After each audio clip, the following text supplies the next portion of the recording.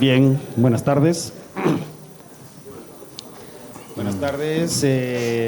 Para la Universidad Popular Carmen de Michelena es un gusto siempre teneros aquí.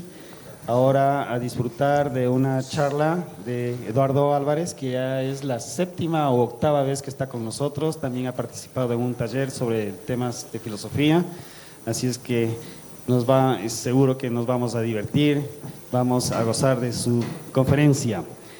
Él es docente de la Universidad Autónoma, ¿no? Y da la cátedra de Antropología Filosófica y la tradición del pensamiento contemporáneo y la herencia de la Ilustración. Sí, ha publicado varios libros, ¿no? Sobre el pensamiento de Marx, de Hegel y muchos artículos. Hoy día nos trae la charla La condición humana y la relación con la naturaleza en la filosofía y como trasfondo del debate ecologista. Sí, así es que bienvenido, Eduardo. Sí, es un gusto tenerte nuevamente con nosotros. Quería pedirles a todos que por favor sus teléfonos móviles los dejen en modo avión a efectos de no interrumpir la charla, ¿no? Y queremos también agradecer a nuestros compañeros, tanto del sonido cuanto de la grabación, que siempre están aquí colaborando con nosotros. La Universidad Popular, sensible con lo que está sucediendo actualmente en Valencia, ¿no? Ha querido rendir un homenaje a todas esas familias que han perdido sus vehículos, han perdido sus enseres y principalmente muchas familias que han perdido sus seres queridos. Entonces vamos a hacer un minuto de silencio, por lo cual yo quisiera pedir a todo el auditorio que se ponga de pie en homenaje por esta situación que estamos atravesando penosamente en nuestro país.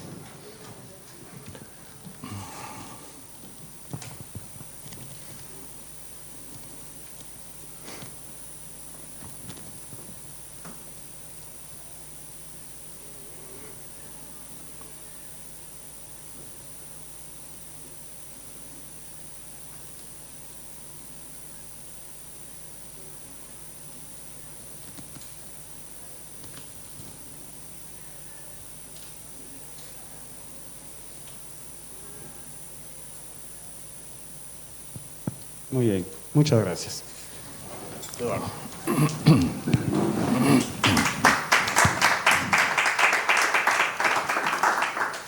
Bueno, pues se oye bien, ¿no? Parece que rebota. Muchas gracias una vez más a la Universidad Carmen Michelena. Estaba diciendo antes que me parece que es la 7ª u 8ª vez que vengo aquí, que me invitáis, así que gracias de nuevo. Buenas tardes a todos. Os agradezco que hayáis venido, sobre todo principio de un puente, en fin. Y, a ver, sí, el título que acabas de repetir me ha salido un poco largo. Yo en realidad de lo que quiero hablar, sí quería encontrar un título que de alguna manera recogiera el contenido de mi charla.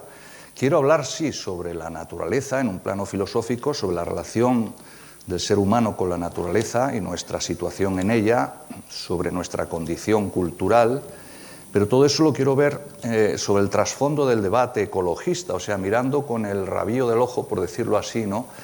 Los usos que se hace de algunos de estos conceptos entre el ecologismo, dentro del debate ecologista. Y bueno, hay muchas cuestiones que se entrecruzan.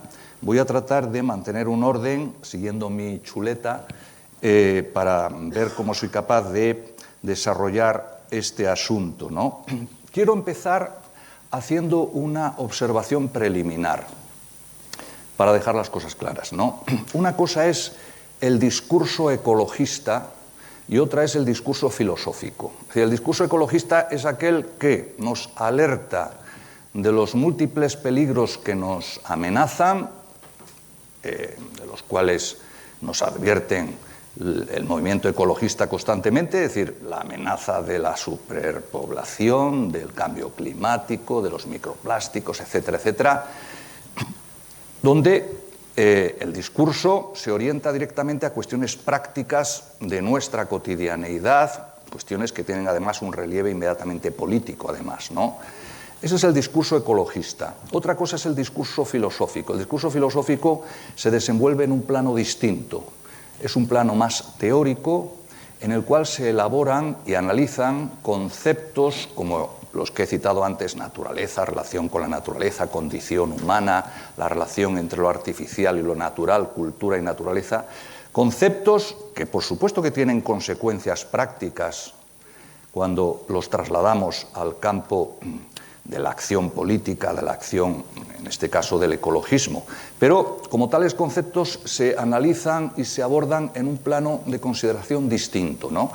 Yo ya sé que la mayor parte de vosotros, si podemos hablar tuteándonos, la mayor parte de vosotros, pues, seguramente tendréis más interés por el discurso ecologista, pero siento decepcionar porque yo me voy a desenvolver más bien en el discurso filosófico. Ese es mi campo, ¿no? Lo cual no quiere decir que no tenga una opinión sobre la cuestión ecológica, sobre la crisis ecológica, como supongo que la tenéis todos vosotros, y vaya por delante mi opinión.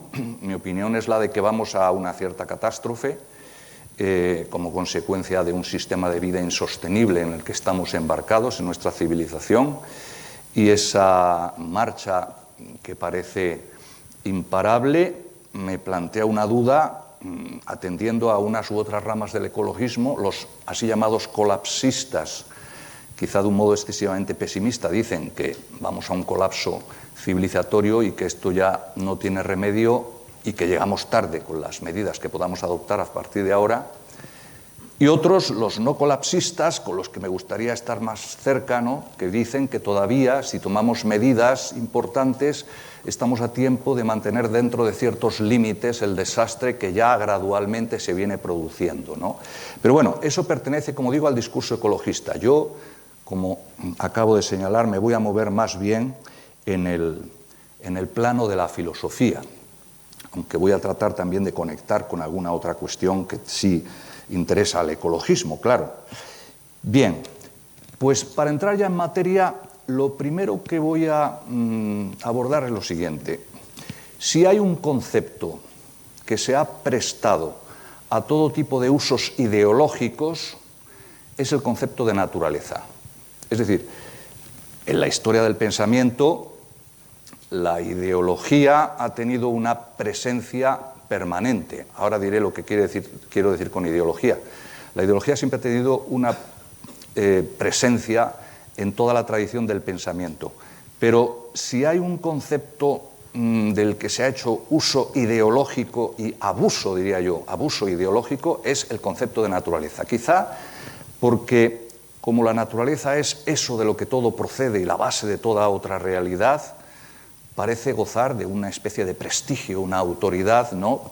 Y entonces las ideologías han apelado a la naturaleza para tratar de sostener determinados intereses, determinadas visiones de la sociedad, determinadas concepciones del mundo, ¿no? Entiendo por ideología haciendo uso de un concepto que está acuñado en toda la tradición del pensamiento, ¿no? Ideología es una representación de la realidad que tiene un cierto carácter deformante, como una especie de lente deformante de lo real, o un espejo deformante, ¿no? Es una representación de la realidad que deforma nuestra visión de esta en la medida en que se entromete en esa visión o en esa representación de la realidad, se entromete nuestros motivos, nuestras motivaciones, nuestros intereses. En la medida en que hay intereses o motivos humanos profundos que nos dominan, tendemos a representarnos la realidad de algún modo deformante en función de esos intereses o motivaciones que nos acucian. Y esto lo hacemos de manera no conscientes ya a nivel individual. Es decir, los individuos, y es algo profundamente humano, tenemos la tendencia, al parecer irresistible, a buscar un acuerdo entre nuestra forma de vivir y nuestra forma de pensar. Y entonces, si uno tiene un cierto modo de vida y unos intereses en la sociedad y una forma de estar en el mundo, tiende a desarrollar ideas que justifican su manera de vivir, ¿no? Porque es muy duro vivir en una especie de contradicción. Entonces, esto ocurre ya a escala individual.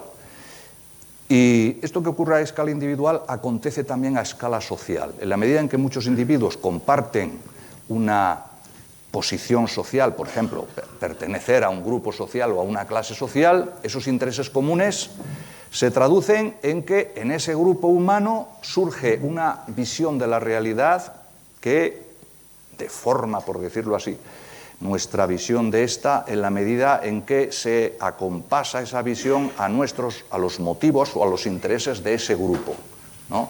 Eso es lo que quiere decirse con ideología. Bueno, esto quiere decir, además, que existe en la ideología un componente psicológico o subjetivo, es decir, hay una debilidad humana en nuestro psiquismo, existe una debilidad que nos lleva a ceder a nuestros intereses, a nuestros motivos más profundos y a organizar nuestras ideas y nuestro pensamiento de acuerdo con los intereses que nos dominan. Este es, digamos, el motivo subjetivo psicológico, ¿no?, que apela al modo de ser de la naturaleza humana, en definitiva. Pero hay también, aparte de este componente psicológico, un componente objetivo social, es decir, existen estructuras en la sociedad, estructuras objetivas en el mundo social, que promueven la existencia de distintas ideologías o modos de pensar, en tanto individuos que comparten una misma posición social tienden a representarse las cosas y los valores, los principios de una manera similar, ¿no? Así que esto ocurre en esos dos planos, el componente subjetivo psicológico y en un componente objetivo. La teoría de las ideologías, la discusión sobre las ideologías se remonta al mundo moderno, a los inicios de la modernidad, con Francis Bacon, pero los ilustrados avanzan ideas y doctrinas interesantes al respecto, pero el momento en el cual el primer pensador que formula una teoría sistemática y consistente de la ideología es Marx. Marx es el primero que formula toda una teoría de la ideología, porque además Marx contempla ambos aspectos que acabo de señalar, tanto esa especie de debilidad de la naturaleza humana, del individuo que se deja arrastrar por los motivos, por sus intereses, a los que cede, y el componente estructural, social, objetivo, de cómo la sociedad está organizada de tal manera que se generan grupos de intereses, ideologías que responden a esa estructura objetiva de la sociedad, ¿no? Bueno, bien, hago esta digresión sobre lo que significa ideología por la importancia que tiene lo que he señalado al principio, es decir, el uso o los usos ideológicos de la naturaleza. El concepto de naturaleza ha sido sometido a un tratamiento ideológico desde la antigüedad, desde que se inicia la historia del pensamiento filosófico, ya se advierte ese uso y abuso ideológico. Y voy a poner algunos ejemplos históricos para que se entienda de paso mejor lo que quiero decir con ideología y lo que significa este uso-abuso ideológico del concepto de naturaleza.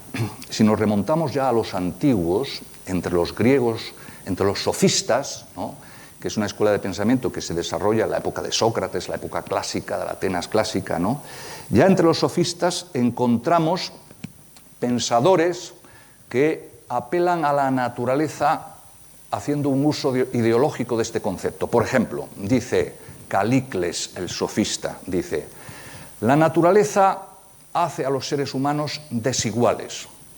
Unos son más fuertes, unos son más inteligentes, más poderosos que otros, por naturaleza. Por lo tanto, la naturaleza presta a estos individuos más fuertes el derecho a ocupar una posición dominante en la sociedad. Y a otros individuos los hace esclavos, ¿no? Entonces, claro, cuando Calicles dice eso, está tratando de justificar la existencia de las clases sociales y la esclavitud, y no solamente la esclavitud, sino la supuesta superioridad del pueblo ateniense y griego sobre otros pueblos a los que los griegos consideraban pueblos bárbaros, ¿no?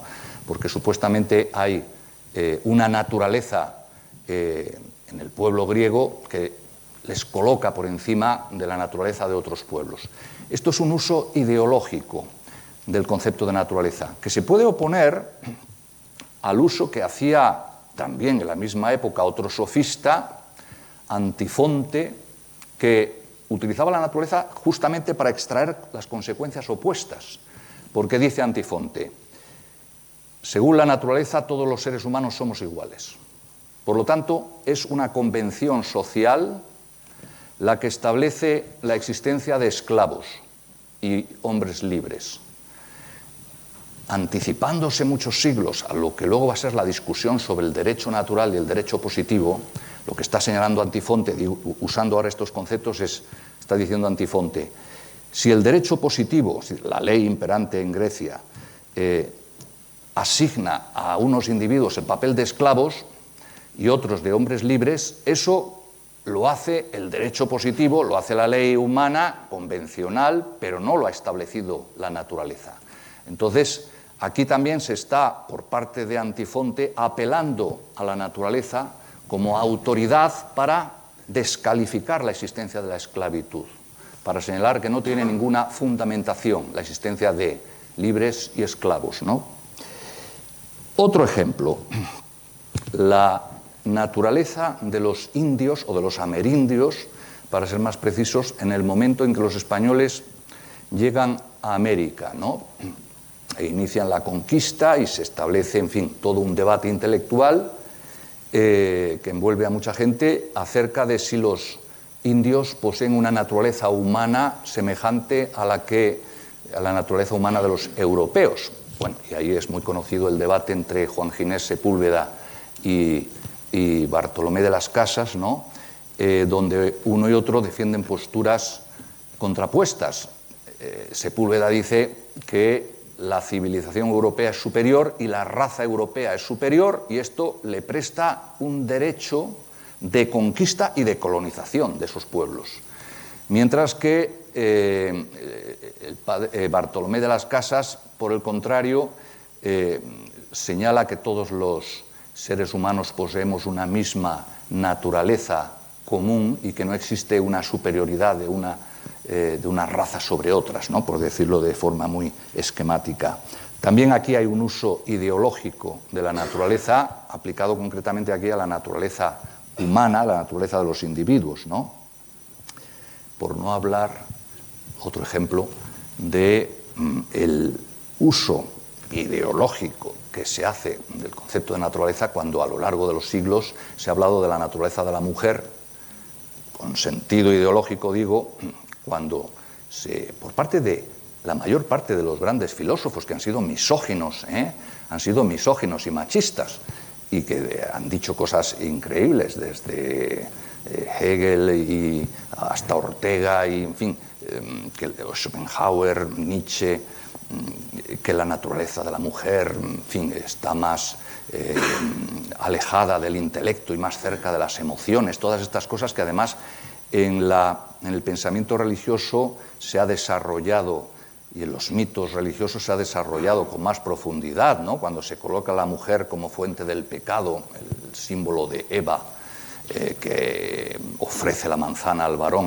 También ahí se habla de la naturaleza en un sentido ideológico aplicado a la naturaleza de la mujer. O, por ejemplo, otro uso ideológico de la naturaleza, la afirmación o la discusión acerca de la maldad o bondad natural del ser humano, ¿no? Maquiavelo, por ejemplo, dice con toda claridad en El Príncipe, enfáticamente dice que los seres humanos somos malvados y que por lo tanto el príncipe pues hace bien en utilizar el engaño y todo tipo de manejos para asegurar su poder, porque los seres humanos no merecemos tampoco otra cosa, frente a, por ejemplo, pues qué sé yo, Rousseau, que bueno, esto habría que desarrollarlo porque es una simplificación, pero en fin, siempre se habla del buen salvaje a propósito de Rousseau y de la supuesta bondad natural del hombre. Esta idea del hombre malvado o de que tenemos por naturaleza una condición competitiva, como piensa por ejemplo Hobbes, cuando habla del hombre que es el lobo para el hombre y que en estado de naturaleza, es decir, antes de que la sociedad nos eduque y nos moldee de una forma u otra, en estado de naturaleza somos hostiles los unos a los otros, ¿no? Y como somos hostiles, pues hay que fundar un Estado absolutista que domine la voluntad de los seres humanos, porque si se nos deja nuestro albur, aquello sería una lucha de todos contra todos, ¿no? La guerra de todos contra todos, ¿no? Esto es también un uso ideológico de la naturaleza.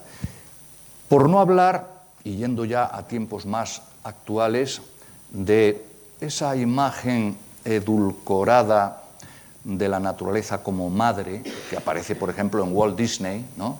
La madre naturaleza como seno acogedor, que podemos contraponer, o a la que podemos oponer objeciones cuando decimos, bueno, pero la naturaleza también es la dana, también es el tsunami, el terremoto, también es la enfermedad y la muerte. Es decir, la naturaleza puede que sea nuestra madre, pero también es nuestro verdugo, ¿no?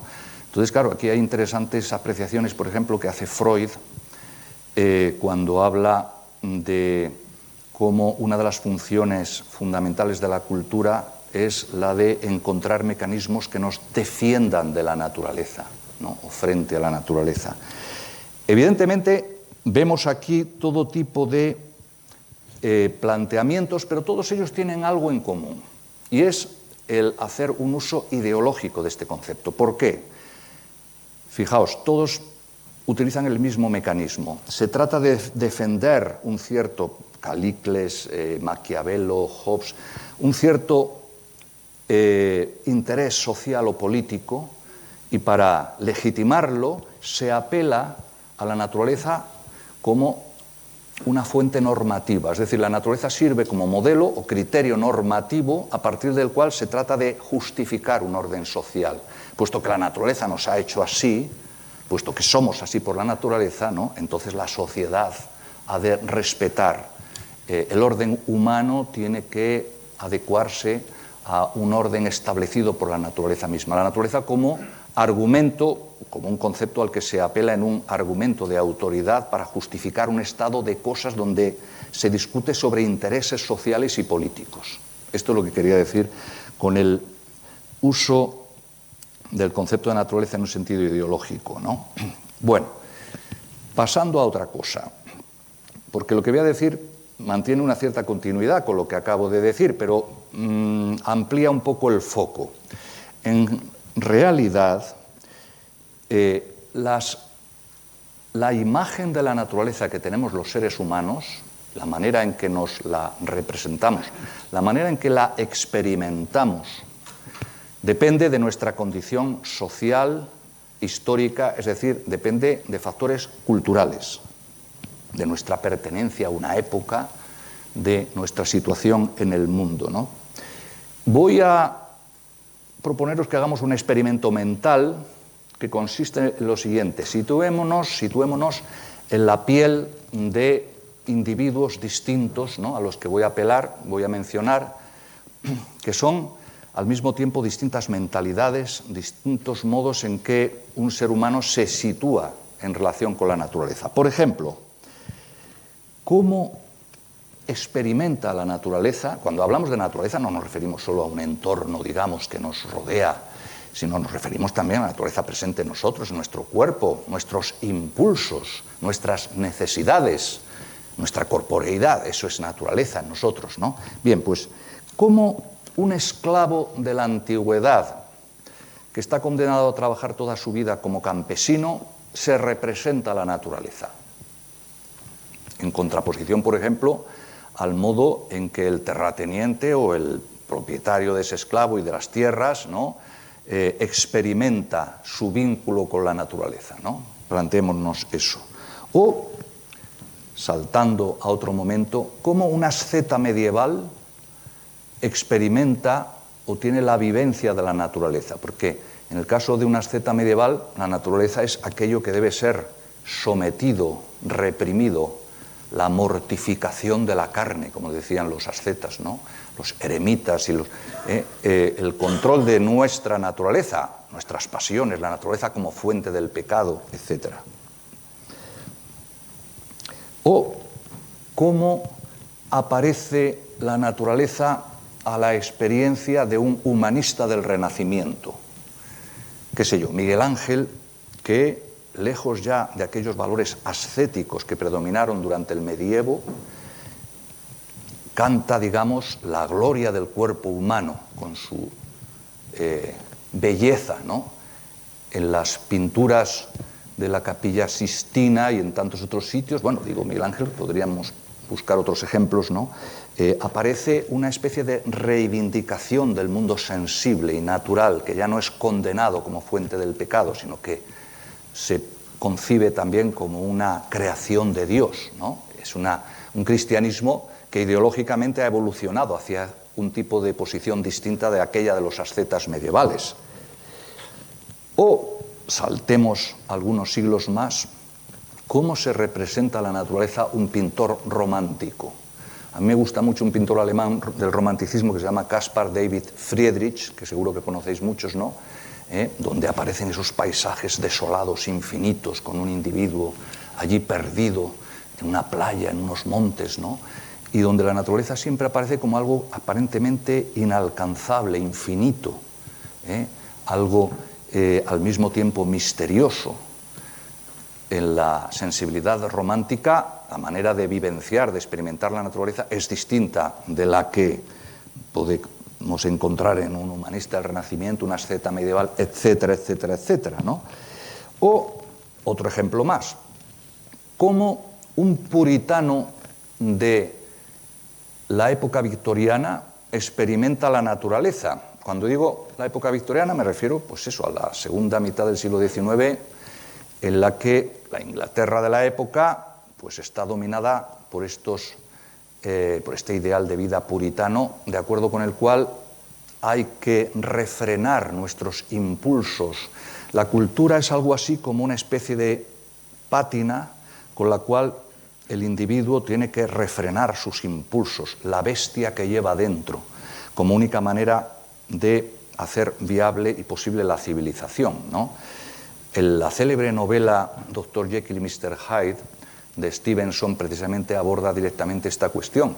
Y lo terrorífico de esa novela, en contra de lo que dicen algunas interpretaciones, porque algunas interpretaciones yerran cuando dicen que Hyde es lo contrario de Jekyll. No, lo terrible, y por eso es terrorífico, es que Jekyll contiene, la mitad de Jekyll es Hyde. Hyde es la mitad de Jekyll. Digamos, el doctor Jekyll, con esa apariencia bondadosa y hombre civilizado, ofrece en el trato con los demás las buenas costumbres y los usos de una sociedad victoriana educada, de acuerdo con una moral estricta, pero si se toma una pócima y deja de refrenar sus impulsos más primitivos, entonces aflora la bestia que lleva dentro Jekyll. Hyde es parte de Jekyll, no es la otra parte. O sea, Jekyll incluye a las dos partes, por decirlo así, ¿no? Ahí hay otra imagen de la naturaleza, como por ejemplo, ¿qué imagen de la naturaleza tiene un industrial comprometido, por ejemplo, en la primera mitad del siglo XX, comprometido con los ideales productivistas, extractivistas, ¿no? En el modo de concebir la acción técnica de producción en la naturaleza, ¿no? O qué imagen de la naturaleza tiene un individuo en la sociedad de consumo, en la cual parece que nos podemos servir de las cosas, ¿no? Como algo de usar y tirar, sin límite, ¿no? De acuerdo con esta visión consumista. En fin, podría citar otros ejemplos. Volviendo atrás en el tiempo, pensemos qué experiencia de la naturaleza tiene un miembro de una banda de cazadores-recolectores, que es el tipo de vida que tuvo la humanidad durante cientos de miles de años, hasta el Neolítico, durante todo el Paleolítico, y un estilo de vida que ha subsistido en algunas bandas que se han encontrado hasta los últimos años, ¿no? En Brasil y en otras zonas del mundo, ¿no? Donde parece que siguen existiendo o han existido bandas de cazadores-recolectores en las selvas. ¿Qué experiencia o vivencia de la naturaleza? o qué vivencia tiene el hechicero, el chamán de una tribu, ¿no? Así llamada primitiva. Bueno, esta diversidad de imágenes, y he dicho que hagamos este experimento mental, esta diversidad de imágenes de la naturaleza que tenemos los humanos demuestra varias cosas. Demuestra que nuestra manera de ver y de situarnos en y ante la naturaleza, así como nuestra conducta en ella, depende de factores sociales e históricos. Factores sociales que tienen que ver con la... Claro, no es lo mismo como vivencia de la naturaleza el esclavo que el terrateniente. Bueno, factores sociales y factores históricos que tienen que ver con la historia de la sociedad, de la historia de la humanidad. Y ahí, evidentemente, la ideología tiene un papel principal. Claro es que podríamos decir, bueno, la ciencia trata de superar la distorsión ideológica, el componente de deformación que siempre encierra la ideología. La ciencia busca la objetividad, superando esa especie de lente deformante que es la ideología. Entonces, la ciencia trata de ser neutral desde el punto de vista de los valores, pero claro, la ciencia, desde el punto de vista antropológico, es la estrategia que ha surgido y ha utilizado el hombre occidental a partir de un cierto momento y que además, en su origen moderno, sirvió, acompañado con un cierto envoltorio ideológico, para buscar aplicaciones técnicas en las que los humanos nos erigíamos en dominadores de un medio que transformamos y que tratamos de controlar y dominar de acuerdo con los desarrollos de la técnica. Desde el punto de vista antropológico hay que verlo así. Claro que la ciencia busca la neutralidad valorativa, es decir, no se compromete con valores, porque entonces ya cae, digamos, en la distorsión ideológica. Pero cuando se hace uso de las ciencias en un sentido técnico, en la época del productivismo, del extractivismo, etcétera, etcétera, estamos ya entrando en una manera de relacionarnos con la naturaleza que sí obedece a valores, que sí obedece a determinados principios que la ciencia no nos da. Porque esta es la cuestión, es decir, la ciencia, en la medida en que trata de ser neutral, este es un viejo tema que discutió Max Weber hace un siglo, ¿no? El tema de la ciencia como profesión y como vocación. Si la ciencia es neutral y no se compromete con valores, la decisión última sobre cuáles son los valores que deben imperar en nuestra vida y con los cuales debemos organizar nuestra sociedad no nos la da la ciencia. Eso es una decisión que tiene que ver con el ámbito de lo político, con el ámbito de las elecciones filosóficas de carácter último sobre lo que más apreciamos o valoramos en nuestra vida, ¿no? Y, por lo tanto, hay un plano último en el cual los seres humanos tenemos que decidir sobre estos principios últimos, sobre estos valores y nuestra manera de organizar la civilización, y ahí la ciencia no nos da ninguna ayuda. Ahí lo que ha puesto de manifiesto la filosofía en el pasado es que se han manejado usualmente, tradicionalmente, dos maneras de entender la racionalidad. Y vuelvo a Max Weber, que es quien plantea esto, en primer lugar. Una es la racionalidad instrumental o racionalidad técnica. La racionalidad técnica es la del técnico, la del ingeniero, la del arquitecto, la de cualquier técnico que focaliza su atención en los medios más idóneos. ¿Cuáles son los medios que mejor nos permiten avanzar o progresar? En realidad, esta racionalidad técnica está presente en nuestra vida cotidiana en cualquier individuo. Es decir, si yo quiero trasladarme a un punto en Madrid, pues tengo que pensar de acuerdo con una racionalidad técnica. Tendré que salir, buscar un autobús o ir al tren. Entonces tendré que seguir unos pasos, unos procesos, y estoy buscando cuáles son los medios a través de los cuales consigo aquello que me propongo, ¿no? Entonces, cuando mi atención se focaliza en los medios, estoy operando de acuerdo con una racionalidad técnica.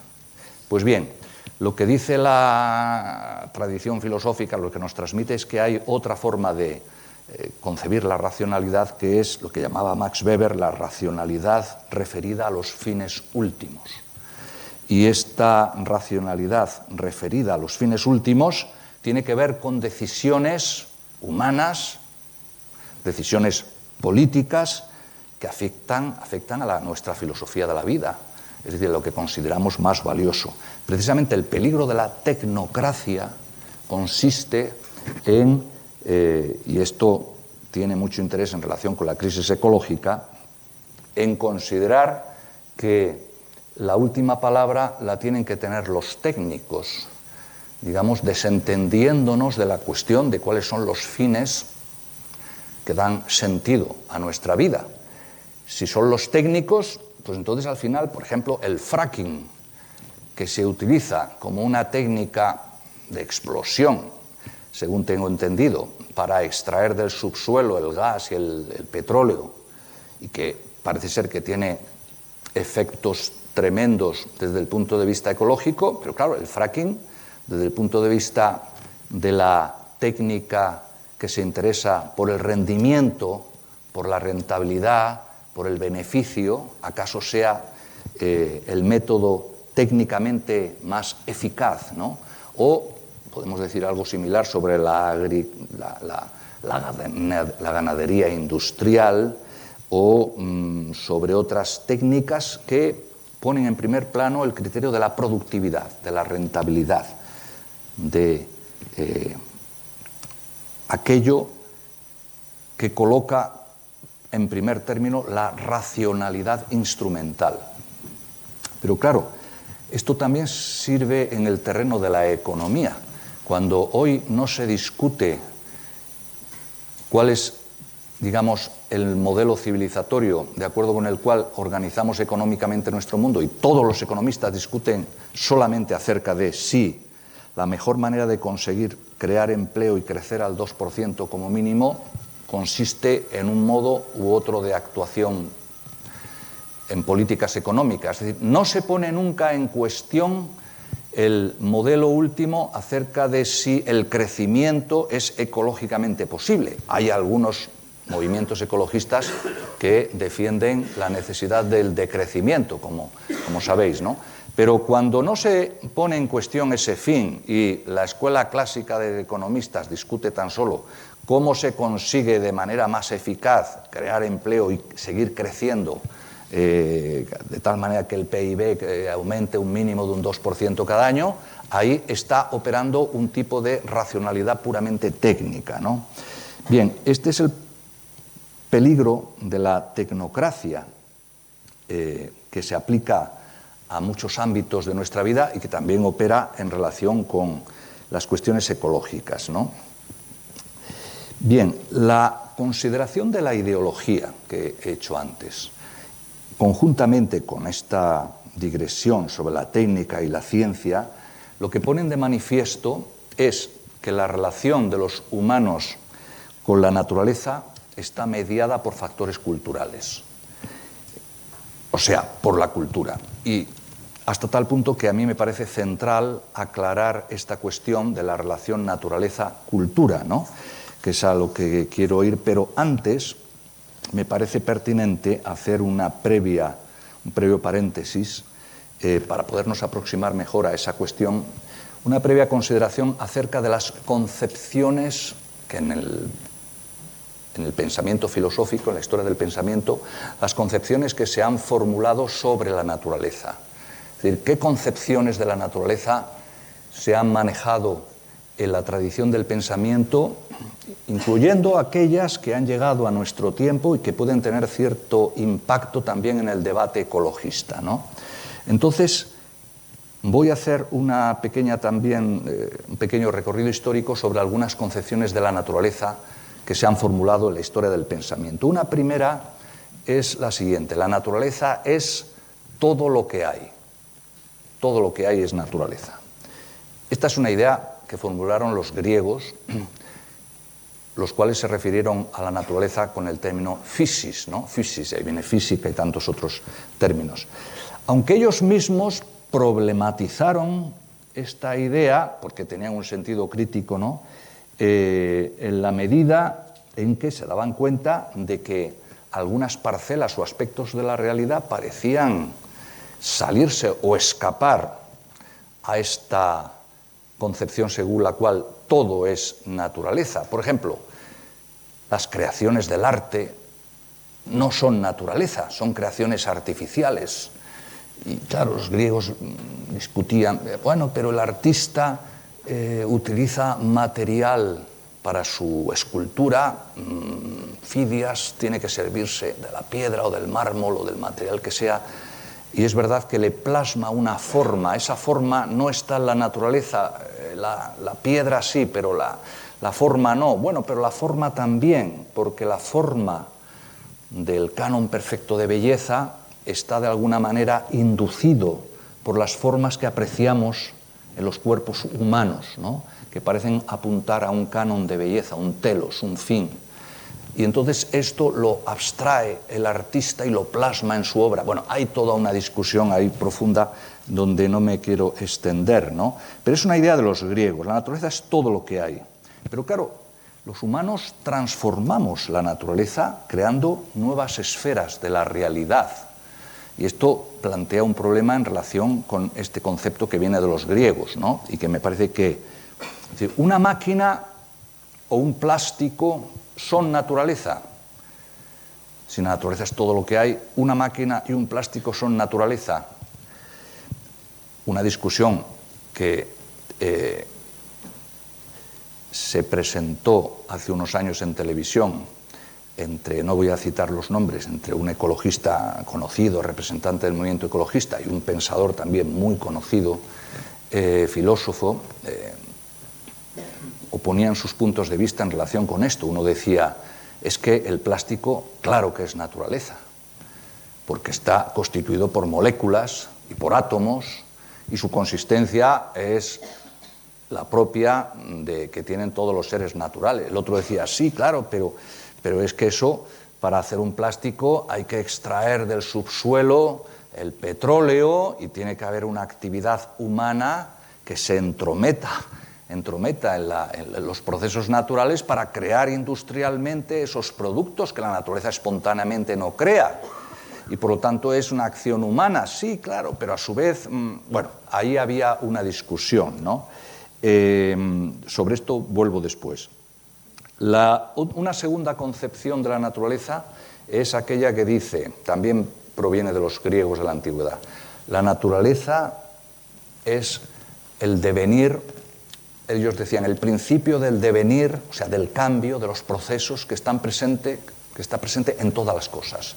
Es decir, allí donde hay naturaleza hay cambio, flujo, nacimiento y muerte, aparición y desaparición, generación y extinción. La naturaleza es un principio inmanente, o sea, interno al devenir de todas las cosas, ¿no? Entonces, claro, ya los griegos también discutiendo sobre esto, antes he puesto el ejemplo del escultor. El escultor crea su obra con un afán de inmortalidad. Quiere que su escultura sea inmortal. Pero claro, esa forma que tiene la afán de inmortalidad es plasmada en piedra y la piedra se erosiona, se estropea y entonces se deteriora, ¿no? Y por lo tanto eso que aspira a la inmortalidad resulta que no escapa tampoco a la ley natural según la cual todas las cosas están sujetas al devenir. Bien, también aquí se puede señalar que existen cambios, eso que llamaban los griegos el devenir, cambios que no obedecen inmediatamente de manera espontánea a causas naturales, sino que son causas, digámoslo así, humanas, artificiales, cuando generamos lo artificial. Lo dejamos así problemáticamente. Otra tercera concepción de la naturaleza es aquella que viene a decir, la naturaleza es la materia que observa los sentidos, la materia bueno, que observa los sentidos o los sentidos que se hacen, que utilizan métodos microscópicos, pero en definitiva que aparece sensiblemente aquella materia que somos capaces de observar o de captar sensiblemente, ¿no? La naturaleza como lo material y sensible. Esta es una idea cristiana, no ya de griega, es cristiana, porque en realidad los cristianos vienen a decir, la naturaleza es eso y todo es naturaleza, excepto el alma humana, que es espiritual, y eso no es naturaleza, eso es sobrenaturaleza, es sobrenatural, ¿no? Entonces juegan con esta distinción de lo natural y lo sobrenatural. Claro, esto es de origen cristiano y tiene esta relevancia desde el punto de vista, por ejemplo, de la moral cristiana durante siglos. Pero una derivada lejana de esta idea cristiana de la naturaleza es la que se da en el mundo moderno cuando se desvaloriza todo lo material de acuerdo con esta visión del ser humano como un ser que es capaz y tiene el derecho a dominar todas las cosas y que dispone de la naturaleza como materia disponible para sus usos utilitarios, para sus fines utilitarios. Esta idea que viene de Bacon, ¿no?, en el mundo moderno, tiene como origen último esa especie de dualismo cristiano entre espíritu y materia, que en este caso se traslada a la oposición entre la actividad de la conciencia y capacidad técnica humana y la pasividad de la materia que está ahí disponible para nuestros usos técnicos. Es uno de los puntos de vista que más ataca el ecologismo contemporáneo, esta visión, ¿no?, del ser humano como dominus, como aquel que tiene un dominio universal sobre todas las cosas y que se siente con derecho a disponer de todas ellas, de acuerdo con esa idea de que la realidad es materia disponible para nuestros fines utilitarios. Bien, otra concepción de la naturaleza que también se ha formulado en la historia es aquella que dice la naturaleza es lo que no es cultura. Se opone frontalmente naturaleza a cultura.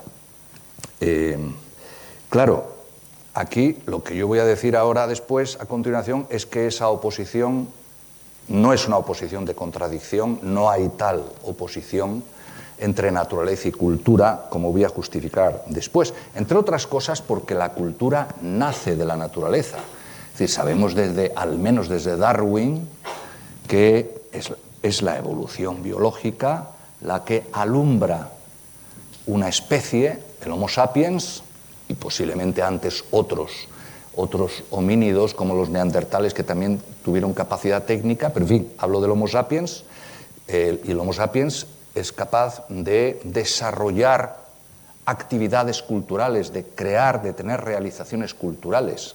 Entonces la cultura, en ese sentido, nace de la naturaleza y no se puede entender como algo que está en contradicción. La relación naturaleza-cultura es una relación compleja y después, ahora a continuación, quiero volver sobre ello. Bueno, rápidamente. Otra concepción es aquella que dice la naturaleza es lo salvaje. Pero claro, esta concepción también presenta problemas, porque eso quiere decir que la naturaleza es lo no hollado por el pie humano, aquello que no ha sido tocado por la acción humana.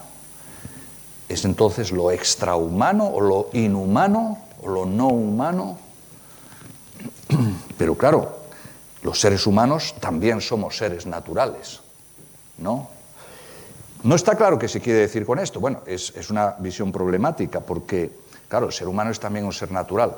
Si lo que se quiere decir con lo salvaje apela a esa idea que tenía el antropólogo Morgan, siglo XIX, cuando establece aquella división de las fases de la historia del desarrollo humano: salvajismo, barbarie, civilización, ¿no?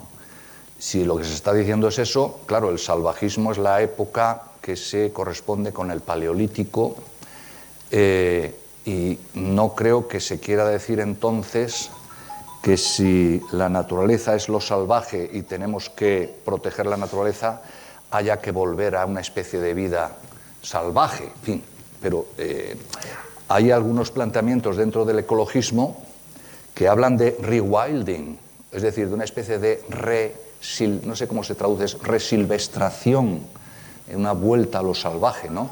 Y eso me parece muy problemático. Bueno, otra concepción que ha aparecido en los últimos años en ciertos sectores del ecologismo, que a mí me parece absurda, pero ha aparecido, es aquella que dice que la naturaleza es la biosfera. La biosfera.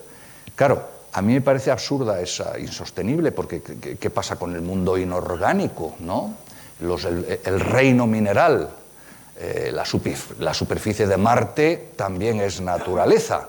Y por lo tanto, esa concepción de la naturaleza como biosfera me parece que peca de un cierto antropocentrismo, en el sentido de que identificamos con la naturaleza aquel espacio natural en el cual es posible nuestra vida, la vida de los humanos, ¿no? Bueno, yo creo, dichas estas, habiendo hecho este recorrido rápido sobre concepciones pasadas, creo que el pensamiento crítico y lo mejor del pensamiento crítico sobre esta cuestión, hoy nos podemos decir que la naturaleza es, y voy a medir mis palabras pesándolas o sopesándolas, ¿no? Ateniéndome a los términos que voy a usar. La naturaleza es el principio o realidad originaria que sustenta toda otra realidad, y al mismo tiempo para el ser humano la naturaleza es lo que está siempre mediado por la acción humana. Dejadme que desglose esta doble consideración, ¿no? En primer lugar, la naturaleza es la realidad originaria que sustenta todas las... Bueno, hay que ver qué otras realidades hay, que sustenta toda otra realidad, ¿no? La realidad originaria o básica, la que está en la base. Claro, todo procede de la naturaleza y si surgen otras realidades que llamamos realidades culturales, la cultura, sin duda alguna la cultura se alza sobre la naturaleza y solo es posible sobre la base de esta. Solo es posible sobre la base de esta. Es decir, que no sería posible sin ese sostén o esa base fundamental que es la naturaleza, ¿no? Entonces, claro, los útiles, los aparatos, las máquinas, los instrumentos, todo ese mundo técnico constituyen o son parte de una realidad que se alza sobre la naturaleza y que no se puede dar, no puede existir si no tiene una base en esta. Por ejemplo, un martillo es un objeto cultural y una creación del artificio humano, pero claro, si un martillo está hecho de hierro y madera, el mango, no sé, martillo, tiene que tener una consistencia, unas materias primas tomadas de la naturaleza, pero hay una intención en la forma que el industrial ha diseñado para crear esa figura o ese objeto, ¿no? Y entonces las máquinas o los aparatos en general pues son realidades culturales, de la creaciones de la técnica, pero también son realidades culturales las instituciones. Cuando hablo de institución, por ejemplo, el Parlamento es una institución. Bueno, pero cuando digo institución no me estoy refiriendo al edificio, o como cuando decimos un libro, tampoco nos referimos necesariamente al engrudo y al papel. Es decir, una institución es la idea, en este caso del Parlamento, una asamblea de individuos que son elegidos como representantes. Ahí hay toda una cosmovisión de convenciones sociales y de creaciones culturales, ¿no?, que se plasman en eso que llamamos institución. La institución tiene que tener una base en la naturaleza, es decir, los humanos, por naturaleza, nos necesitamos unos a otros, vivimos juntos y esa es la base natural, pero a partir de esas necesidades impuestas por la naturaleza se elabora en el plano cultural, por ejemplo, un rito o una institución o unas costumbres, ¿no?, que tienen un sesgo cultural. Los lenguajes son realizaciones culturales Y claro, un lenguaje no puede darse sin la naturaleza. Si no hay órganos fonadores en el Homo sapiens y si no existen vibraciones del aire que sirvan para transmitir el sonido y órganos que sirvan para captar el sonido, etcétera, no habría comunicación, no habría lenguaje. Y por lo tanto, el lenguaje tiene una base natural y es la evolución biológica la que ha hecho a los Homo sapiens capaces de lenguaje, es decir, tener capacidad lingüística. Ahora bien, los lenguajes particulares que hablamos unos u otros humanos, y la historia de las lenguas que estudia la filología, eso no forma parte de la naturaleza. Eso es una historia de la cultura. Y se desenvuelven de acuerdo con un régimen o con una legalidad donde no puede decir nada el biólogo, porque eso es historia de los procesos humanos, historia de fenómenos culturales. Por tanto, hay una nueva realidad ahí que no puede sostenerse sin la naturaleza, pero que añade algo más a la naturaleza, ¿no? Bien, estas distintas creaciones culturales tan variadas y heterogéneas se atienen a una dinámica, como he dicho, un régimen que trasciende las leyes naturales. El biólogo no puede explicar la historia de las lenguas, como no puede el biólogo explicar tampoco el funcionamiento de los artefactos técnicos. Hay un nuevo régimen, una nueva legalidad, una nueva dinamicidad, nuevas fuerzas que entran en juego en la realidad y que son fuerzas de orden cultural, no natural.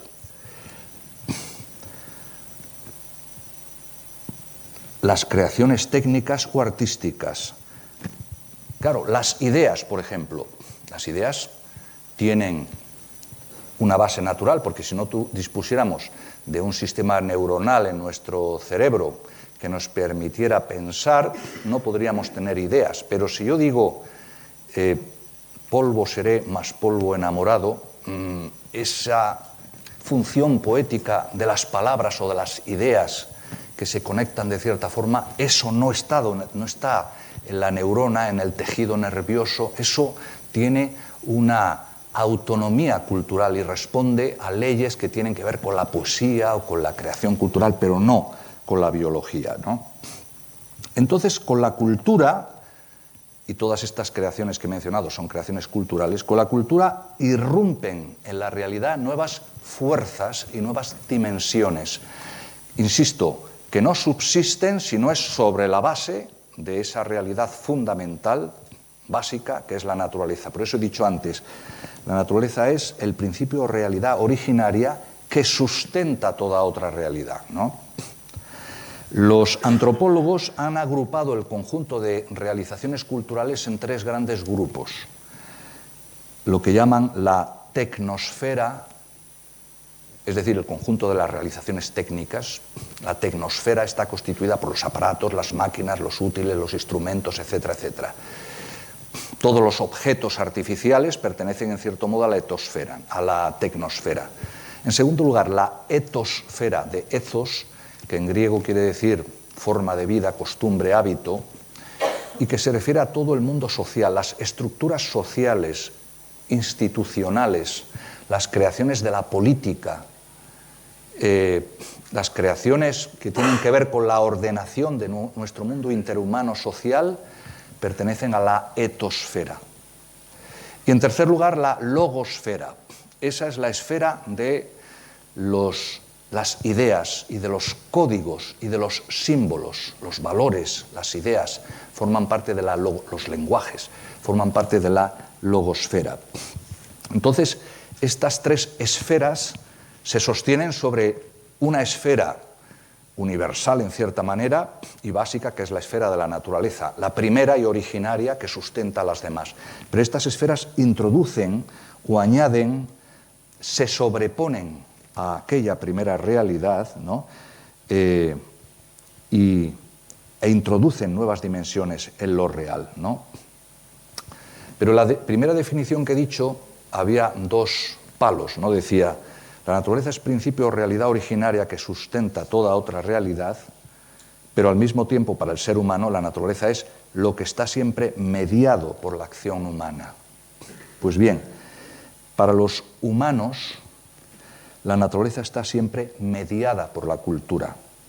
Es decir, todo lo que en nosotros es naturaleza está sobredeterminado culturalmente. Sobredeterminado culturalmente. Si tenemos necesidad de comer por naturaleza, inventamos el arte culinario, inventamos la gastronomía, le damos un sesgo cultural a esa necesidad natural. Si la sexualidad forma parte de la naturaleza humana, aparece el erotismo y la cultura del erotismo. Todos los aspectos de nuestra relación con la naturaleza y de nuestra naturaleza están sobredeterminados, mediados por la cultura.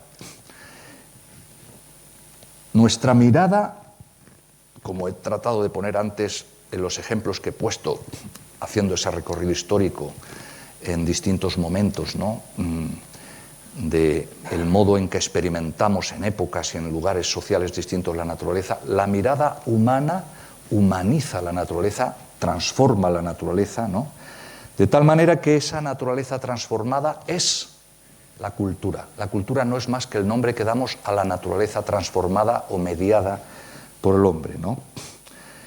Y en este sentido han hablado antropólogos de que la naturaleza distintiva del hombre, es decir, la naturaleza que es específica nuestra, naturalmente que tenemos una naturaleza que compartimos con los animales y tenemos una naturaleza formada de moléculas y de átomos que compartimos con todos los seres que tienen materia, pero la naturaleza específicamente humana, la que nos distingue, es la cultura. La cultura es, como han dicho ciertos antropólogos, el modo de ser de la naturaleza humana. Bueno, pues para terminar, 2 minutos, si se me permite, que me estoy pasando de la hora, algunas conclusiones en relación con el debate ecologista muy rápidamente, ¿no? Creo que no podemos establecer una contradicción entre naturaleza y cultura, como hacen algunos movimientos ecologistas por las razones que acabo de señalar, que han hablado de un dualismo, como si la cultura estuviera en oposición a la naturaleza. No podemos, porque no podemos dejar de ser seres culturales, es decir, en la esencia humana está la transformación del medio natural. Somos seres transformadores del medio. Esta es nuestra manera de ser natural humana. La cuestión es en qué sentido transformamos ese medio o qué valores guían dicha transformación, porque necesariamente transformamos la naturaleza. La cuestión, insisto, es qué sesgo o qué orientación damos a esto que llamamos la cultura, la transformación de la naturaleza. En segundo lugar, y esto es una obviedad lo que voy a decir, pero creo que hay que decirlo, claro, formamos parte de la naturaleza, en tanto que vivientes, somos seres naturales, de tal manera que la destrucción del medio natural comporta la destrucción de nuestra especie, la destrucción también de todas las creaciones de nuestra especie, en fin, o la puesta en peligro, sino la destrucción, la puesta en peligro, ¿no?, de todo aquello que creamos los humanos, eso que llamamos la cultura. No podemos destruir la naturaleza. Esto también es algo que se oye en algunos discursos ecologistas. La destrucción de la naturaleza. No se puede destruir la naturaleza. ¿Qué sentido tiene eso? Porque en un medio, en una atmósfera donde el dióxido de carbono o las cantidades de oxígeno no nos dieran para poder vivir, aquello seguiría siendo naturaleza. Sería oxígeno, dióxido de carbono, átomos, moléculas. La naturaleza no la podemos destruir. Lo que sí podemos destruir, y parece que estamos bastante dispuestos a eso, es aquel equilibrio o fragmento de naturaleza tan solo en el cual es viable nuestra vida. Esa es la cuestión, ¿no? Y quiero decir también algo que puede ser polémico en relación con el debate ecologista, y es que, claro, la cultura introduce nuevos valores en la realidad, como he tratado de justificar, de tal manera que son estos valores dimensiones que se añaden, se superponen a la realidad de la naturaleza, y en ese sentido transformamos de un modo humano esa realidad que nos circunda. De tal manera que, a mi modo de ver, y esto es una opinión personal que muchos ecologistas seguramente no comparten, a mi modo de ver, el antropocentrismo eso que se ha llamado críticamente antropocentrismo, no es superable. Es decir, no podemos dejar de valorar a nuestra especie por encima de las demás especies. Esto es lo que quiere decir antropocentrismo, colocar a nuestra especie en el centro. Muchos ecologistas discuten el antropocentrismo y le oponen otro concepto que llaman biocentrismo, la centralidad de la vida, donde tanto vale la vida de unas especies como otras, porque si anteponemos nuestra especie a las demás, dicen, eso es especismo. No sé si este concepto, supongo que lo habéis oído muchas veces, especismo, es decir, del mismo modo que se habla de racismo cuando se antepone una raza a otra, o se habla de sexismo si se antepone un sexo a otro, se habla de especismo, también críticamente y para rechazar esa posición, si se antepone una especie a otras. Y se dice el antropocentrismo lo que hace es consagrar el especismo, puesto que colocan al hombre en el centro. Desde mi punto de vista, y ya digo que esto es muy discutible, no podemos superar el antropocentrismo, es decir, tenemos que pensar, razonar y valorar desde lo que somos y desde el lugar que ocupamos, que es nuestra especie, ¿no?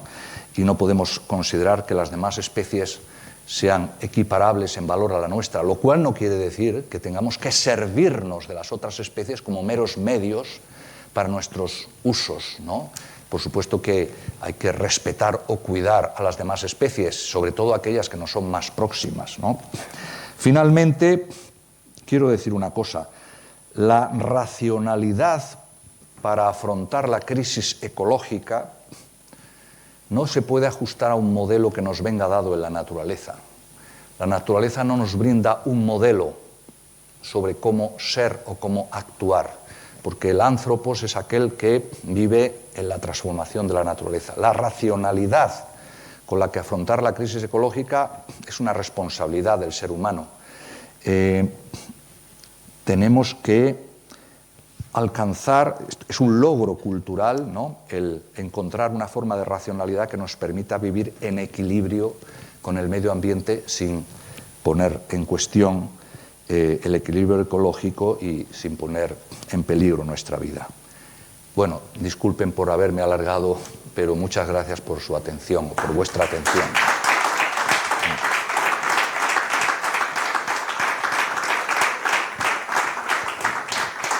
Una hora, ¿no? Una hora larga. Ha estado muy bien, bueno. Muy interesante la charla.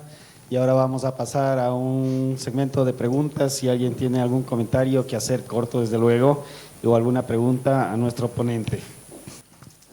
Está bien. Bueno, es que has puesto tantas ideas que no sé. Me fijaré en una, nada más. Sí. Has hablado en un momento de ideología como uno de los elementos culturales, y has estado muy elocuente porque queda claro que todo el mundo tiene ideología. Y solo sabiendo que todos tenemos ideología,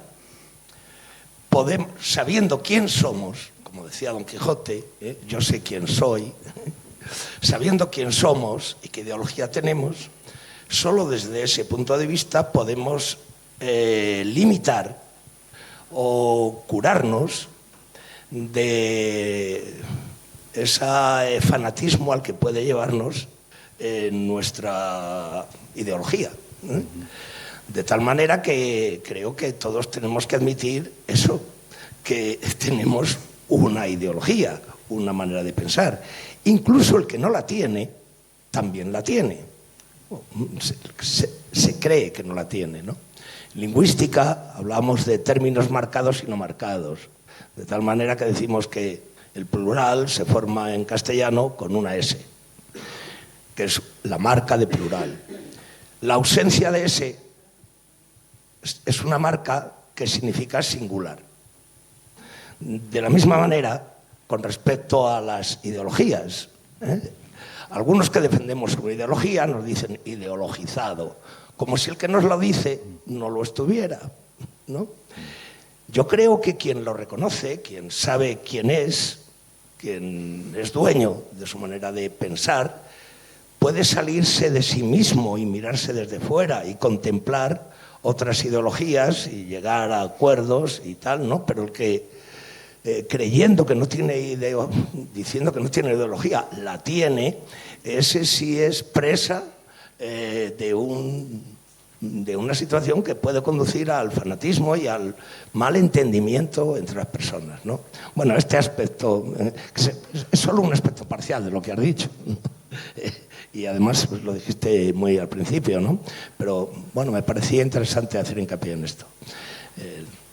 Bueno, claro, has establecido la distinción entre, uno, tener ideología y dos, ser consciente de que tenemos ideología. Claro, son dos planos distintos, efectivamente, sí.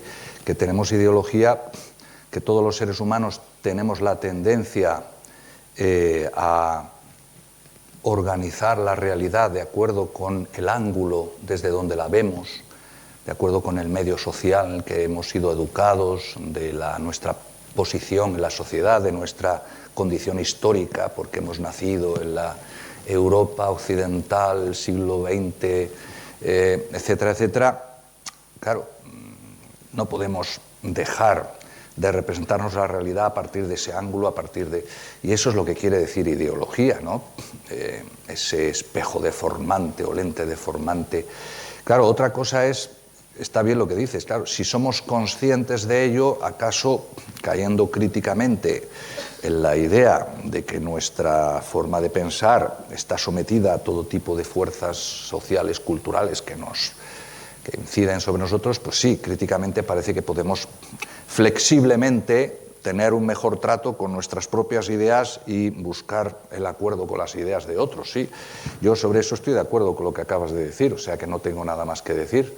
Sí, no, yo he planteado la cuestión de la ideología sobre todo en conexión con la naturaleza, porque el concepto de naturaleza se ha prestado a usos ideológicos, ¿no?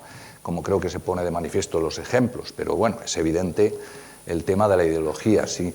Ese es un debate ideología-ciencia que surge en la Alemania del siglo, sobre todo se desarrolla en la Alemania del siglo XIX a partir de Marx, aunque hay otros teóricos antes. Bacon habla de los ídola, la teoría de los ídola. Los ídolas son como prejuicios, Bacon lo planteaba así en el siglo XVI, XVII, los ídola o ídolos de la tribu, de la caverna, del espejo, son del foro y del teatro, esos cuatro distinguen.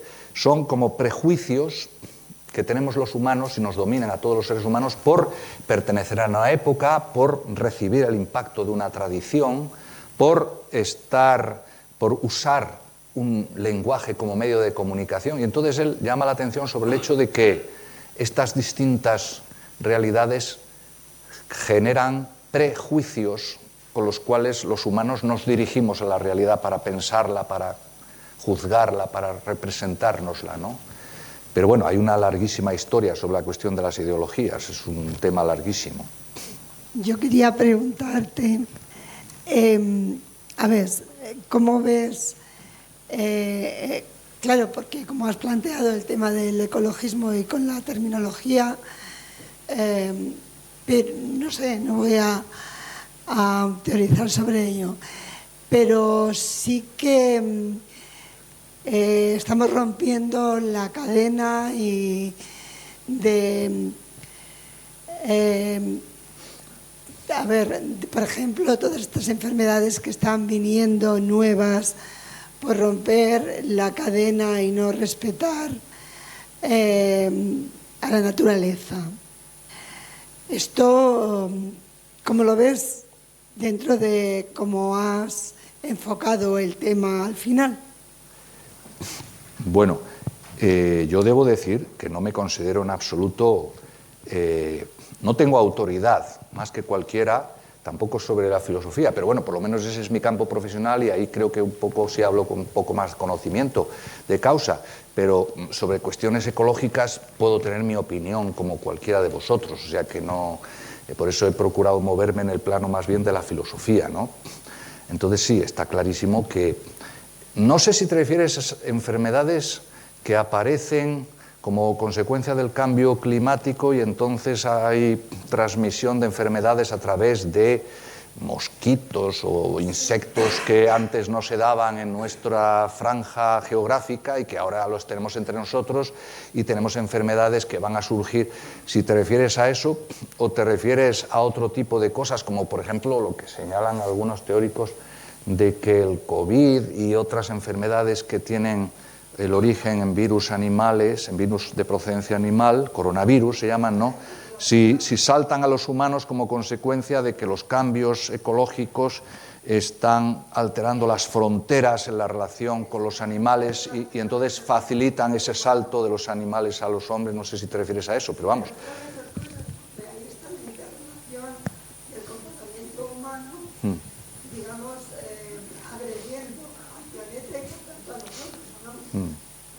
Sí.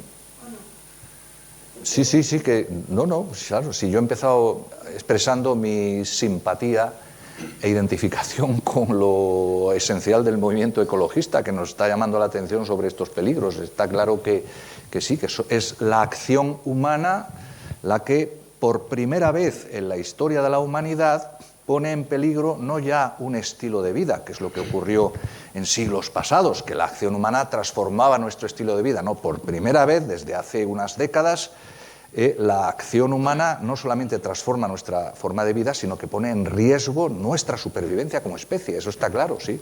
Eso estoy de acuerdo, sí.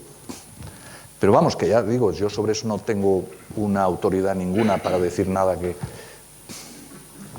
Sí, a partir de la definición que has hecho tan medida y ponderada de la naturaleza como principio o realidad originaria, y es lo que es mediado por la condición humana. Por la acción humana. Por la acción humana. Has hecho unas, digamos, subdivisiones de visiones parciales de un tipo o de otro, pero el lenguaje lo has puesto como algo muy especial, algo que añade un plus a la naturaleza humana distinto de todas las subdivisiones que has hecho antes, ¿no? Bueno, no sé si lo he hecho, tampoco he tratado, a lo mejor me he expresado mal y no trataba de decir eso, creo.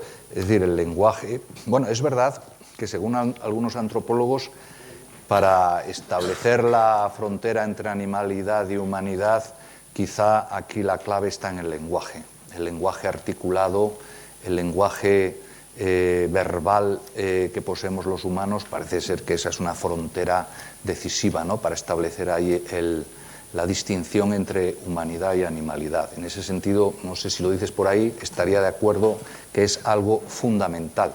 Desde el punto de vista de lo que son las esferas de la cultura que se basan en la naturaleza, el lenguaje pertenece así primariamente a la logosfera, es decir, es la creación del mundo ideal. Pero claro, ¿qué son las palabras? Pero las palabras son golpes de voz y sonidos en el aire, pero tienen un significado, y ese significante que tiene que ser sensible para que lo escuchemos, si se trata de golpes de voz o que tinta en un papel, ese es el significante. Cuando se trata de la palabra escrita, el significante es necesario como aquello sensible que transmite el significado. Y el significado no está ahí, el significado es algo que compartimos intersubjetivamente todos los que conocemos un código de comunicación. Entonces eso forma parte de lo que es patrimonio de todos y de ninguno en particular, ¿no? El lenguaje que nos permite entendernos. Ese es un patrimonio cultural. Eso forma parte, sí, de la logosfera. Lo que pasa es que al final estas tres esferas que he citado están relacionadas entre sí, porque claro, la logosfera, es decir, las instituciones de la etosfera están hechas con símbolos que tienen una consistencia en la logosfera, y además esas instituciones pues se materializan, por decirlo así, en un edificio, en un lugar donde se reúnen los que forman parte de esa asamblea llamada Parlamento, y eso forma parte de la tecnosfera. O sea, hay una interrelación entre esas tres esferas, ¿no? Pero todo eso forma parte de la cultura, sí. Y desde luego es fundamental el lenguaje, un aspecto central, claro, sin el cual no es posible la cultura, sí. Sí. Sí, hola. No, era referente al tema este que has mencionado del antropocentrismo, ¿vale? Me ha parecido entenderte como que era imposible salirse de esa visión. Quiero decir... Trascenderlo, superarlo enteramente. Quiero decir, porque realmente yo creo que precisamente porque tenemos la capacidad de pensar, aunque veamos efectivamente que, digamos, que la raza humana tiene características muy diferentes a otros seres vivos, pero precisamente por eso, quiero decir, pensar que, digamos, toda la naturaleza está como a nuestra disposición, aunque no tiene por qué ser así, pero bueno, que realmente el concepto de antropocentrismo es decir que todo gira alrededor a nosotros y que nosotros somos lo principal, lo vital que hay aquí, ¿no? Entonces, no entiendo muy bien, me gustaría que explicases por qué crees que no se puede salir de esa visión. Una cosa es que nos consideremos, ya te digo, como algo especial y otra cosa es que no seamos capaces de considerar otras opciones. Bueno, si lo he dicho así, no creo que deba decirse así. Es decir, no estoy afirmando, claro, hay distintas formas de interpretar el antropocentrismo, ¿no? No estoy diciendo que seamos un centro y en torno al cual gira toda la realidad, que no tiene ningún sentido ni valor propio más que referido al valor que tenemos los seres humanos. No estoy diciendo eso. Para mí la vida de un animal es algo valioso. La vida de un perro, la vida de un animal que nos es cercano en la escala evolutiva, a mí me parece algo valioso, ¿no? Por sí mismo, y que no creo que tenga que pensarse en términos antropocéntricos. Es valioso porque me entretiene o me acompaña a mí. No, es valioso porque ese animal es un ser sufriente, y entonces, como tiene sensibilidad, es capaz de sufrir, y entonces es un valor el que no debe haber sufrimiento, y ni causarse sufrimiento a los seres vivos, sobre todo aquellos que no son más cercanos de la escala evolutiva. Lo que quiero decir cuando digo que no se puede superar enteramente el antropocentrismo es lo siguiente, que aunque no seamos el centro de todo y nos podamos servir de la realidad de una forma puramente instrumental, a nuestro antojo, aunque eso creo que no hay que aceptarlo de ningún modo porque hay valores en la vida de los animales y aunque eso lo reconozcamos así, sin embargo, eso no nos puede llevar a una visión que difumine los rasgos distintivos y el valor distintivo de la raza humana o de la especie humana en comparación con otras especies. Es decir, cuando hay una catástrofe, tratamos de salvar primero a nuestros congéneres, a los seres humanos, y después, si se puede, también a los animales. Es decir, espontáneamente, esto es así, digamos, en la ética cotidiana, en nuestra vida diaria, ¿no? Pero yo reconozco que hay un problema en lo que dices. Mira, por ir a la historia de la filosofía, en el movimiento ecologista yo veo que hay una basculación de una gran parte del movimiento ecologista hacia posiciones neorrománticas, que tienden a, yo lo veo peligroso hasta cierto punto, a mitologizar la naturaleza y a, ¿cómo decirlo?, mistificar la naturaleza, ¿no? ¿Por qué? Porque el romanticismo diluye al ser humano en el conjunto de la naturaleza y ve a la naturaleza algo así como una especie de diosa, de divinidad, como hace, por ejemplo, la teoría Gaia, bueno, algunas interpretaciones. Es decir, la naturaleza como una especie de divinidad o de algo autosubsistente, algo que tiene valor per se, ¿no? Y entonces la especie humana es un aspecto nada más de esa naturaleza y lo que hay que hacer es defender la naturaleza. Claro, y ese es el centro, en definitiva, es la vida. De ahí viene lo de biocentrismo frente al antropocentrismo. Eso es lo que viene de la tradición romántica. Es una tradición que, en mi opinión, mistifica la naturaleza y lo lleva a un plano pseudo-religioso, porque piensa en términos panteístas la naturaleza como un dios, ¿no? A mí eso me parece peligroso hasta cierto punto. Primero porque en nuestra ética de todos los días no actuamos así, es decir, siempre anteponemos el valor de los humanos sobre el valor de otros vivientes, ¿no?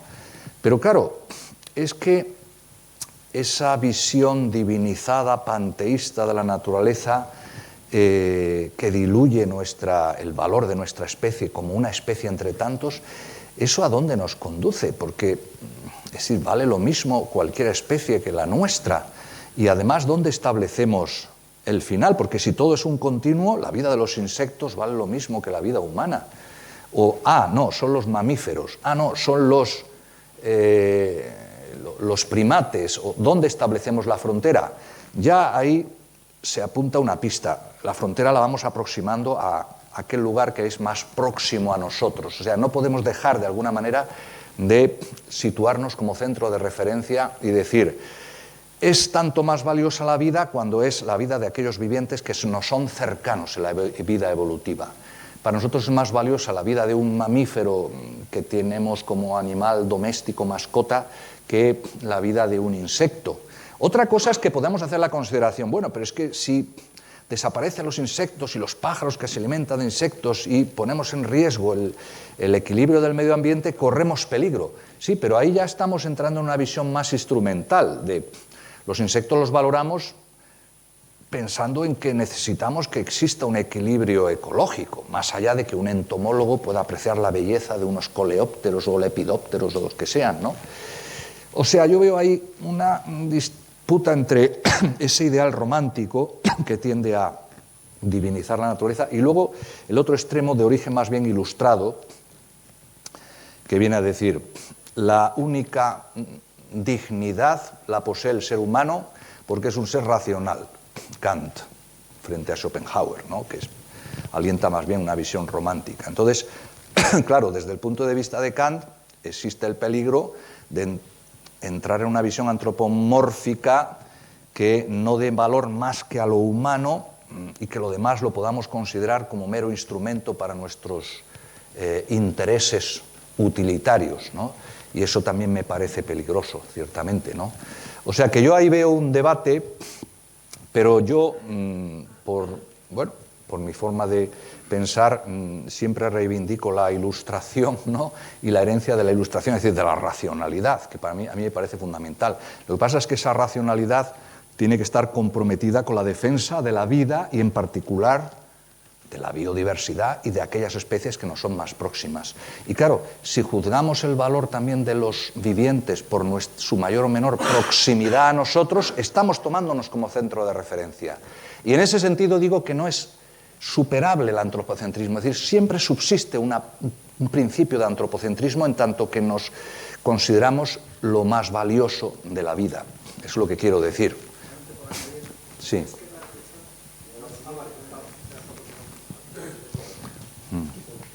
Hola, ¿se oye bien? Bueno, quiero, ya que me permites, hacer un pequeño apéndice a tu fabuloso discurso, aunque me voy a pedir perdón porque va a ser un poco light, voy a bajar el nivel. Tiene que ver, desde mi punto de vista, con geografía, historia. La cultura inca dominó un territorio enorme, tan grande o más que el territorio que dominó el Imperio Romano.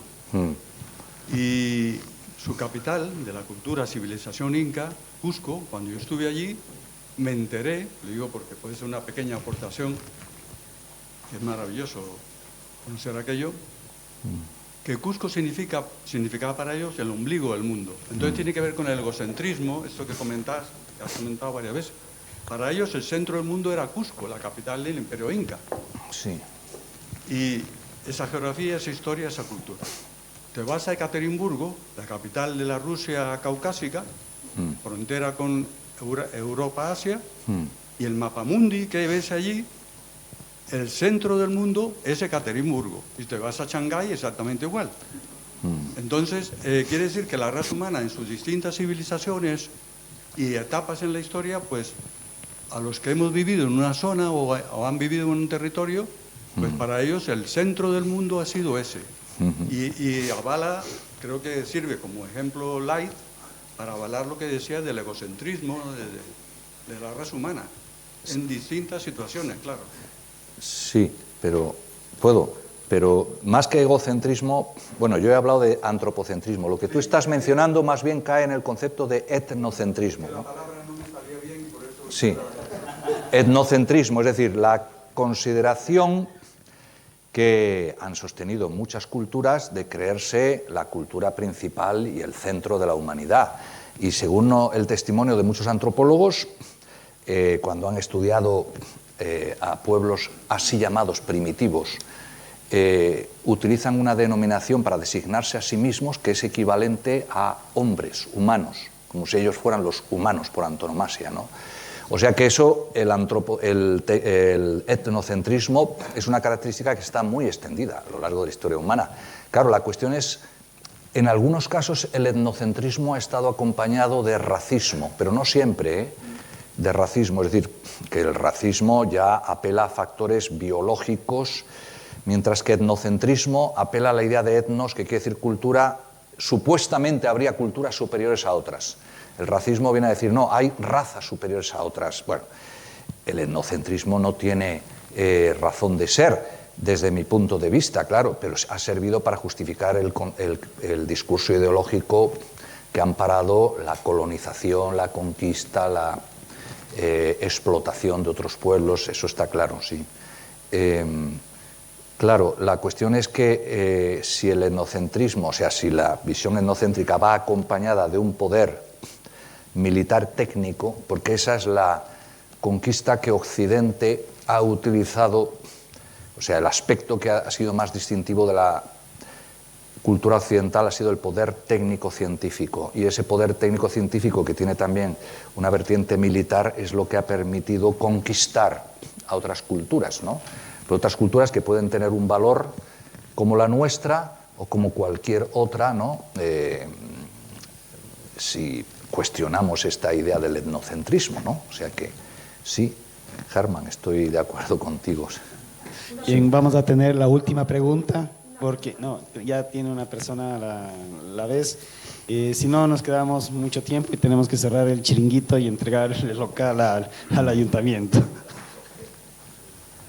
Hola, pues nada, gracias también por la charla, que se ha hecho corta, aunque has dicho, ¿me ha alargado mucho? No, se ha hecho corta. Bueno, yo quería preguntarte un poco, o sea, con esto del antropocentrismo y teniendo en cuenta que el ecologismo parece que le interesa pues conservar el equilibrio que hay en el planeta para que los humanos sigamos viviendo. Tú también has comentado que la naturaleza sigue siendo la naturaleza aunque no haya hombre, ¿no?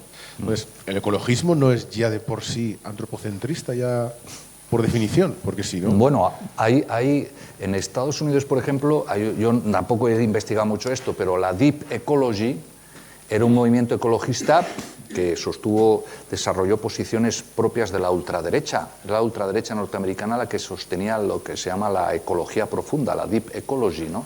Entonces ellos sostenían desde una visión de la centralidad de la vida, o sea, como he dicho, antropocentrismo, no, biocentrismo. Desde una visión biocéntrica hablaban de los derechos de los bosques, los derechos de las setas, los derechos... Claro, una cosa es que nosotros, desde el ángulo humano, consideremos que es valiosa la naturaleza y que le prestemos en ese sentido valor, no solo instrumentalmente, sino por lo que puede tener de valiosa en sí misma. Y otra cosa es que difuminemos el lugar de la especie humana en el conjunto de la vida, y entonces apelemos a esta visión casi mística, ¿no?, de la vida como algo que nos trasciende, donde la desaparición de la vida humana no es lo importante es que haya vida, ¿no? Y se coloca al mismo nivel nuestra vida con las de otras formas de vida. Entonces, ahí desde luego no hay ningún tipo de antropocentrismo, pero a mí me parece muy peligroso ese tipo de visión. Pero vamos, tampoco soy yo un especialista sobre esta cuestión, ¿no?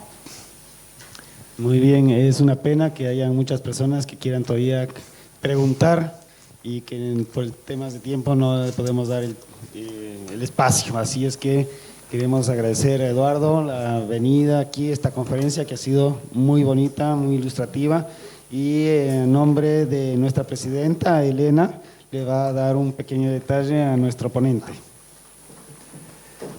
Pues muchas gracias. Muchas gracias.